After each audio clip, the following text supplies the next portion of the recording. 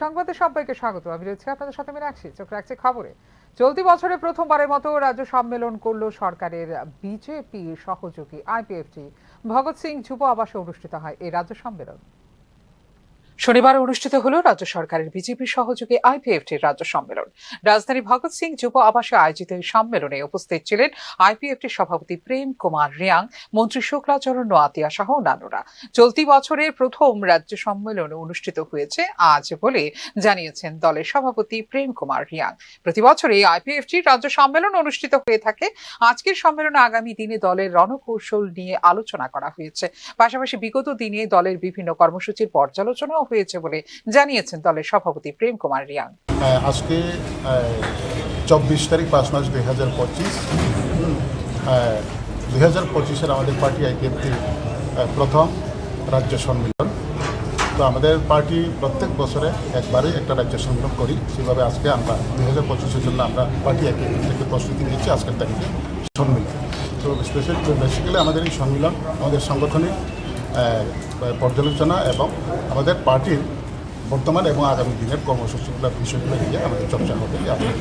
পৃথক ত্রিপুরাল্যান্ডের দাবি জানিয়ে সরকারের বিজেপির সঙ্গে অ্যালায়েন্স করেছিল জনজাতি ভিত্তিক আঞ্চলিক রাজনৈতিক দল indigenous people's front of Tripura. কিন্তু বর্তমানে পৃথক ত্রিপুরাল্যান্ডের আইপিএফটির দাবিকে মান্যতা দিতে নারাজ। তবে এক্ষেত্রে সাংগঠনিকভাবে দুর্বল আইপিএফটির কাছে আর কোনো উপায় খোলা নেই বলে মনে করছেন রাজনৈতিক বিশ্লেষকরা। বছর ঘুরলেই যেখানে অনুষ্ঠিত হতে চলেছে ত্রিপুরা উপজাতি স্বশাসিত জেলা পরিষদের সাধারণ নির্বাচন, সেখানে জাতীয় রাজনৈতিক দল বিজেপিকে সমর্থন করার বার্তা ইতিমধ্যেই দিয়ে দিয়েছে আইপিএফটি। 2018 সালের বিধানসভা নির্বাচনের সময়ে ত্রিপুরার রাজনীতিতে যতটুকু গুরুত্ব ছিল আইপিএফটির, মাত্র 7 বছরে এই গুরুত্ব কতটুকু বজায় রাখতে পেরেছে আইপিএফটি তা নিয়ে যথেষ্ট সন্দিহান রাজনৈতিক বিশ্লেষকরা। ফিউরো রিপোর্ট, নিউজ নাও। নিয়োগ নিয়ে সরকারের কাছ থেকে শ্বেতপত্র দাবি করল ত্রিপুরা প্রদেশ যুব কংগ্রেস। সাংবাদিক সম্মেলন করে এই শ্বেতপত্র দাবি করল যুব কংগ্রেস। সরকারি চাকরি এবং শূন্যপদ পূরণ নিয়ে সরকারের কাছ থেকে শ্বেতপত্র প্রকাশের দাবি করল ত্রিপুরা প্রদেশ যুব কংগ্রেস। বিজেপি সরকারের আমলে মোট 19,262টি চাকরি দেওয়া হয়েছে বলে যে প্রচার করা হচ্ছে তা নিয়ে সরকারের কাছ থেকে শ্বেতপত্র দাবি করল যুব কংগ্রেস। 900 চাকরি, আবার কখনো বলছেন 19,000 চাকরি। আমরা ত্রিপুরা প্রদেশ যুব কংগ্রেস এই রাজ্যের মুখ্যমন্ত্রীর কাছে জানতে চাই যে ডিসেম্বর মাসে বলেছিলেন 13,000-এর অধিক চাকরি, আর 2025 সালের 13ই মে বলছেন 19,262টা চাকরি। এই যে 6,000 চাকরি দেওয়া হয়েছে, কোন দপ্তরে দেওয়া হয়েছে, কটার সময় দেওয়া হয়েছে, কাকে দেওয়া হয়েছে, আমরা যুব কংগ্রেস তার শ্বেতপত্র চাইছি রাজ্যের মুখ্যমন্ত্রীর কাছে। মুখ্যমন্ত্রী তো নিজেকে সৎ মুখ্যমন্ত্রী দাবি করেন, স্বচ্ছতার দাবি করেন, স্বচ্ছতার নিয়োগে নাকি এই রাজ্যে চাকরি দেওয়া হচ্ছে। তাহলে যদি স্বচ্ছতার মাধ্যমে চাকরি দেওয়া হয়ে থাকে, 13,000 থেকে 19,262টি যে চাকরি, প্রায় 6,000-এর অধিক যে চাকরি দেওয়া হয়েছে 3-4-5 মাসের মধ্যে, কোথায় চাকরি দেওয়া হয়েছে, কোন কোন দপ্তরে নিয়োগ দেওয়া হয়েছে, তার শ্বেতপত্র তালিকা প্রকাশ করুক মুখ্যমন্ত্রী স্বচ্ছভাবে, তাহলে আমরা জানতে পারবো। কারণ আমরা মুখ্যমন্ত্রীকে বলছি না, যে তিনি বলছেন। রাজ্যে বর্তমানে সরকারি হিসেবে অনুযায়ী শূন্য পদের সংখ্যা 31,437টি। বিজেপি সরকারের আমলে 2,000-এর অধিক কর্মচারী অবসর নিয়েছেন স্বেচ্ছায় বলেও সাংবাদিক সম্মেলনে জানিয়েছে ত্রিপুরা প্রদেশ যুব কংগ্রেস। রাজ্যে শূন্য পদ আছে 31,437টি শূন্য পদ আছে। তার মধ্যে যদি আমরা যতটা তথ্য আমরা সংরক্ষণ করতে পেরেছি, আমরা তথ্য নিতে পেরেছি, তার মধ্যে এই 31,437টা শূন্য পদ সরকার বলছেন, তার মধ্যে যারা চাকরি অবস্থায় মারা গিয়েছেন, যারা মৃত হয়েছেন, তার মধ্যে ডাইন ইন হার্নেস আছে, সেই তথ্যটা আমাদের কাছে নেই। তাই আমরা আপনাদের কাছে সেই তথ্যটা দিতে পারবো না। 31,000 থেকে সেটা বেশি হবে।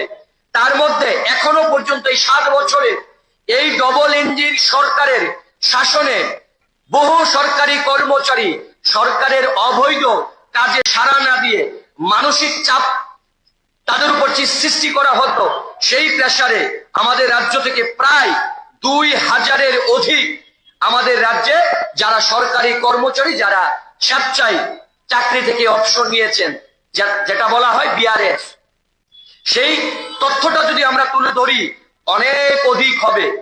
বিধানসভায় সরকারের জনশক্তি, কর্মসংস্থান ও পরিষেবা দপ্তরের দেওয়া তথ্য অনুসারে রাজ্যে মোট নিবন্ধিত বেকারের সংখ্যা বর্তমানে 3,36,551 জন। মোট নিবন্ধিত বেকারের মধ্যে 82,136 জন রয়েছেন জনজাতি অংশের শিক্ষিত বেকার।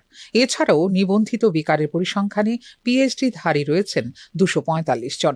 এছাড়াও সরকারি হিসেব অনুযায়ী মোট 18,916 জন চিকিৎসক এখনো পর্যন্ত রয়ে গেছেন বেকার তালিকাভুক্ত। শুধুমাত্র সরকারি চাকরি নয়, শিক্ষিত বেকারদের কর্মসংস্থান নিয়েও এদিন সরকারের কাছ থেকে জবাব তলব করে ত্রিপুরা প্রদেশ যুব কংগ্রেস। ফিওরো রিপোর্ট, নিউজ নাও। অপরাধের বাড়বাড়ন্ত সিপাহীজলা জেলায় এবার বিশালগড়ে ছিনতাই কাণ্ডে আগ্নেয়াস্ত্র সহ গ্রেফতার করা হলো 4 অভিযুক্তকে।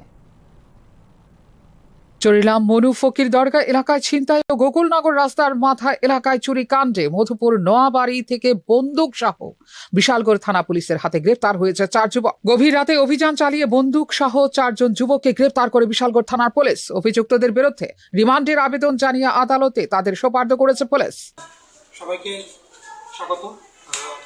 আপনারা জানেন যে বিগত 17/5/2025-এ বিশালগড় মনু ফকির দরগা এখানে একজন অনারেবল ইউনিয়ন মিনিস্টারের কনভয়ে একটা স্করপিও গাড়ির সঙ্গে একটা সিভিল ওয়াগনার ভেহিকেলের একটা টাসেল হয় এবং পরবর্তী সময়ে ওই সিভিল গাড়ির যিনি ড্রাইভার, উনি স্করপিও গাড়ির যিনি ড্রাইভার ছিলেন, ওনাকে ওই ওয়াগনার গাড়ির ড্রাইভারের অন্যান্য সদস্য মানে সাথীদের সঙ্গে নিয়ে ওনাকে কিডন্যাপ করে নিয়ে গিয়ে ওনাকে মারপিট করে ওনার কাছ থেকে বিভিন্ন আইটেম, মোবাইল, টাকা পয়সা ছিনতাই। ইনভেস্টিগেশন এটা স্পষ্ট হয়েছে যে এই দুটো ঘটনার মধ্যেই এই যে আমরা এতদিন পর্যন্ত 17 তারিখ থেকে আজকে পর্যন্ত যে 6 জনকে আমরা অ্যারেস্ট করেছি, এটা একটা টোটালি একটা গ্রুপ। তারা অর্গানাইজড ওয়েতে বিশালগড়ের বিভিন্ন এলাকায় তারা বেশ কিছুদিন ধরে এই যখন ঘটনাগুলি করে যাচ্ছে। এখন আমাদের কাছে কংক্রিট এভিডেন্স আছে, আমরা তদন্ত শুরু করেছি এবং ওদেরকে অ্যারেস্ট করেছি। টোটাল 6 জনকে আমরা অ্যারেস্ট করেছি। আর মোবাইল ছিনতাইয়ের চেষ্টার যে ঘটনাটা ঘটেছিল 20 তারিখ, ওইটাতে আমরা টোটাল 4 জনকে আমরা অ্যারেস্ট করেছি এবং এই দুটোর মধ্যে মাস্টার মাইন্ড সাগর বর্ধন বা বাড়ি যাদের। ছিনতাইয়ের এই দুইটি ঘটনায় এখনো পর্যন্ত সর্বমোট 6 জন অভিযুক্তকে গ্রেফতার করেছে পুলিশ। এক্ষেত্রে মূল অভিযুক্ত হলেন সমরদীপ বর্ধন ওরফে সাগর। তার বাড়ি মধুপুর আদিবাসী কলোনি এলাকায় বলে জানিয়েছে পুলিশ। ঘটনা জড়িত অন্যান্যরা হলো বিশালগড় জাঙ্গালিয়ার কৌশিক দেবনাথ, অর্পণ সরকার, আকাশ দে, সাগর নম এবং রাজকুমার সাহা। এই দুটি ছিনতাই কাণ্ডে রুজু হওয়া মামলার প্রেক্ষিতে সম্পূর্ণ গ্যাংকে আগ্নেয়াস্ত্র সহ গ্রেফতার করা হয়েছে বলে জানিয়েছে পুলিশ। ফিওরো রিপোর্ট, নিউজ নাও। এখনকার মতো এই মুহূর্তে সংবাদ এই পর্যন্ত। অন্যান্য আপডেটস দেখার জন্য অবশ্যই নজর রাখতে হবে নিউজ নাওর পর্দায়। নমস্কার।